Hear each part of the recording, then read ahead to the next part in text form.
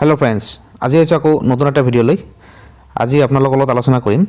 stainless ষ্টিলৰ মানে still railing আপোনালোকে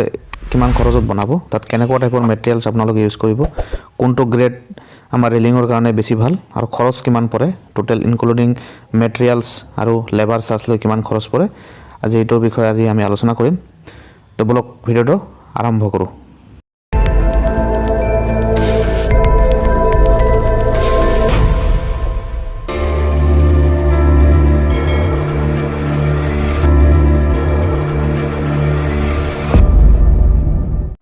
এতিয়া আইছো আমি আসল বিষয়টো লৈ আজি আমি আলোচনা কৰিম যেটো যে ইয়াত আমাৰ কোনটো কোম্পানীৰ মাল লগাব পাৰি যাক বজাৰত আজিকালি বহুত দুই নম্বৰ ডুপ্লিকেট কোম্পানীৰ মাল अवेलेबल আজিকালি পোৱা যায় কিন্তু এইবোৰ আপোনালোকে নলগাই ভাল মেটেৰিয়েলছ লগাব যেটো আপোনালোকৰ জিন্দাল কোম্পানীৰ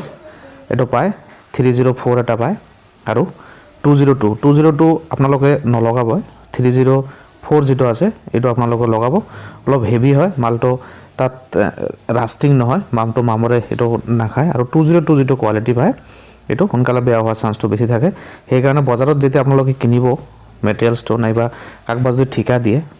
লগোৱাৰ আগতে এটো সাৱধান হৈ লব আগত মেটেৰিয়েলছটো কোৱালিটি চাই লব আৰু জিন্দালৰ যদি আইএসআই মাৰ্ক থকা আপোনালোকে লগায় তেতে কোনো প্ৰবলেম নহয় তাৰ পিছত আহিছো ইয়াৰ আপোনালোকে কষ্ট কেনেকুৱা পৰে চাওক আপোনালোকে যেতিয়া বস্তুটো লগাব কোনো দোকানত যদি আপোনালোকে কিনিব যায় তেতিয়া আপোনালোকে বস্তুৰ দাম সুধিব তাত আপোনালোকৰ ইনক্লুডিং মেটেৰিয়েলছ আৰু ফিটিং চাৰ্জ লেবাৰ চাৰ্জ লৈকে দামটো আপোনালোকক কৈ দিব যে ইমান টকা পাৰ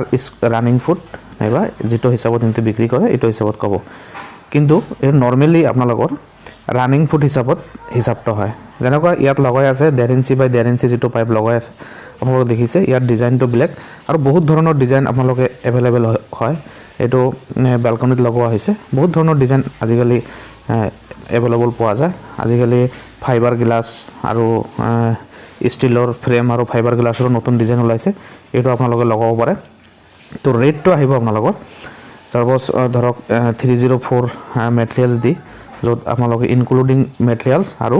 লেবাৰ চাৰ্জ লৈকে ধৰক 6 পৰা 800 ৰ ওপৰত আহিব এইখিনি তাত মেটেৰিয়েলছও থাকিব ইনক্লুড 6 to 800 তাত পাৰ ৰানিং ফুট আপোনালোকৰ মেজাৰমেন্ট হ'ব সাপোজ যদি আপোনালোকৰ বাৰান্দা এখন 20 ফুট আছে নাইবা কৰিডৰটো 10 ফুট আছে তো পাৰ ৰানিং ফুট এটো হাইট যিখন আছে হাইটটো নধৰে স্কয়াৰ ফুটত এটো ৰেটটো নাহে পাৰ ৰানিং ফুটত স্কয়াৰ আপোনাৰ ৰেটটো আহিব সাপোজ 10 ফুট যদি থাকে 700 কৰি ৰেট হলে 10 ফুট ইনটু 10 ইনটু 700 7000 টাকা পৰিব আপোনালোকৰ গুটেই বাৰান্দাটো মেটেৰিয়েলছ আৰু লেবাৰ লৈ আপোনাৰ একদম জায়গাত ফিটিং হৈ যাব তো সেই কাৰণে 304 জিন্দালৰ এটো আইএসআই মাৰ্ক থকা আপোনালোকে মেটেৰিয়েলছটো লগাব এটো বহুত লং লাস্টিং হয় আৰু আপোনালোকৰ টেনচন নহব তেতিয়া যে কি মাল লগালো আৰু 202 নাইবা তাতকৈ যদি 2 নম্বৰ মেটেৰিয়েলছ কিছুমান বজাৰত अवेलेबल এবোৰ যদি লগাই দিয়ে তেতিয়া আপোনালোকৰ লাস্টিংটো কম হ'ব আৰু পইচাটো বহুত ওয়েস্টেজ হ'ব কিন্তু ফিটিং চাৰ্জ আৰু এটো একে লৈ লয় 700 টকা 800 টকা লৈ লব কিন্তু কোৱালিটিটো বেয়া সেই কাৰণে আপোনালোকে এটো চাই লব আগত তাৰ পিছত আইছো আমি যেটো ৰেটৰ কথা যেটো কলো 700 টকাৰ পৰা 800 টকা এটো জায়গা বিশেষে কিছুমান ভেৰি কৰিব পাৰে কিছুমান জায়গাত মেটেৰিয়েল কষ্ট অলপ বেছি পৰে এই কাৰণে 1000 লৈকে আপোনালোকৰ ধৰক কেতিয়াবা মেটেৰিয়েলছ আৰু লেবাৰ চাৰ্জ লৈকে আৰু ডিজাইনৰ ওপৰতো ডিপেন্ড কৰিব কমপ্লিকেটেড ডিজাইন হ'ব সিম্পল ডিজাইন হলে ৰেটটো কমি আহিব আৰু কমপ্লিকেটেড অলপ ডিজাইনটো হলে অলপ ব্ল্যাক টাইপৰ ডিজাইনটো হলে দামটো অলপ বেছি পৰিব তো আশা কৰো ভিডিওটো আপোনালোকৰ উপকাৰিত হ'ব যদি ভিডিওটো ভাল লাগিছে প্লিজ লাইক কমেন্ট আৰু শেয়াৰ কৰিব থ্যাংক ইউ সো মাচ